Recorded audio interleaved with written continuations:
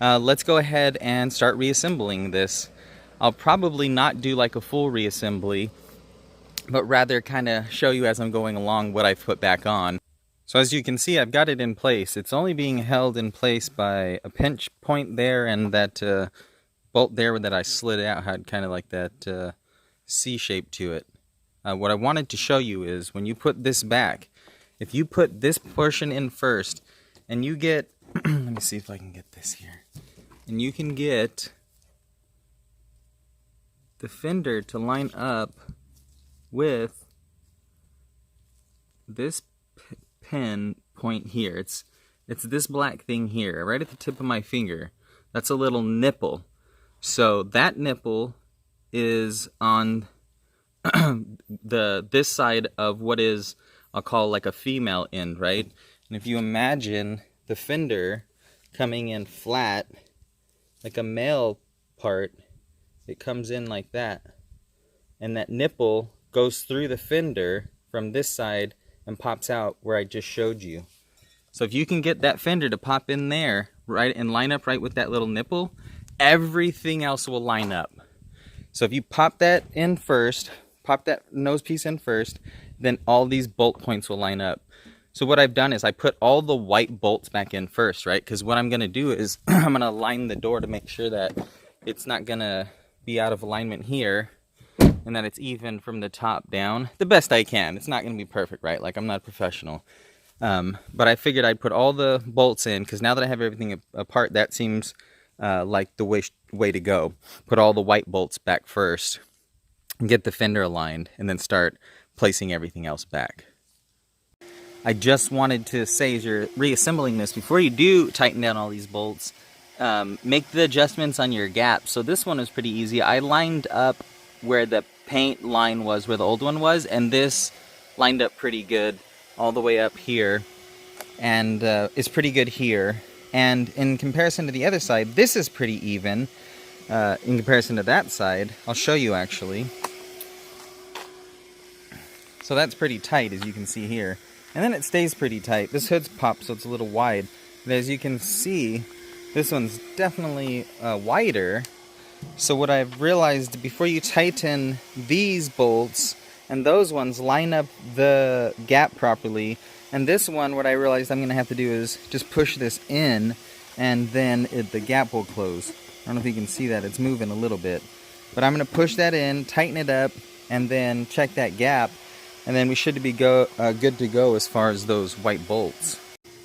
So if you remember, I said take this little clip off the old fender because it holds the threads, see? But be careful when you take this off, because it appears as if this is plastic. So if you spread this too wide, it's gonna break. So just be really careful. And then we're gonna pop this on to here, let's see, with threads out. So I'd say just like that. And it looks like we got it, guys. So that's my next recommendation.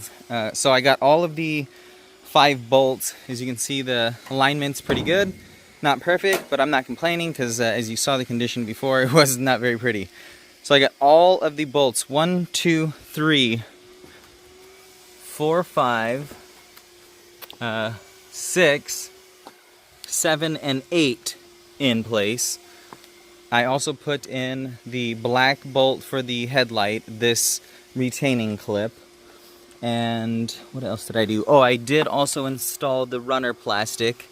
And I started to install this when I remembered the threaded portion needed to come off the old one. So I'm going to go ahead and get that all put together and show you where I'm at next.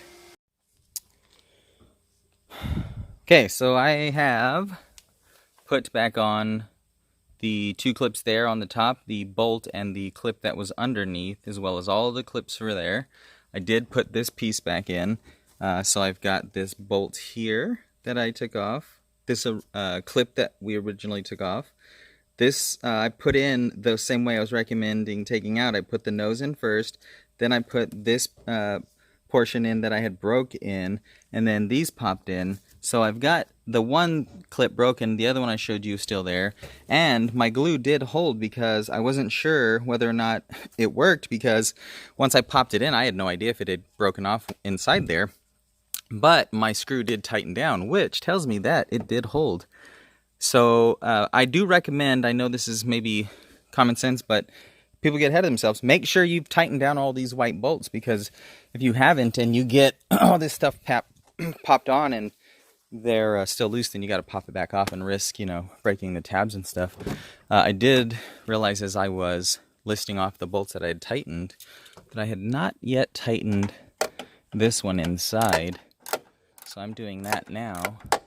That was the one that had like the track, so I didn't actually ever take it out, which is why I didn't remember to put it back, because it never actually came off of the body. And I don't know what the... Okay, so that one's good, back in there. I don't know what the torque specifications are on this, but I don't think that it's terribly vital, because, it's not like it's a moving part or anything, and it's not just going to fall off at this point. There are plenty of other things holding it on once you get everything in place. But if I do happen to find it, I'll put it in the description. So at this point, I believe I just need to pop this back on and then put this cover back on. So let's do that and see how it looks. So there it is. Something I never expected to work out very well for me was this connection here from the bumper cover to the fender, because this was actually ripped off like in a totally different circumstance when we were going through a wash. This old girl's been through a lot. This isn't exactly clipping right, because the pieces inside that would clip into that black thick plastic piece, if you remember, they're bent or broken. So I'm never gonna get that to align properly. And then I also put the cover back on there, so as you can see, everything aligns properly, nothing rubs, and I think I did a pretty good job, and it looks like the color is matching perfectly there in the sun. Thank you so much for watching my video, guys. I hope I did an okay job explaining how to replace that fender and didn't rant too much.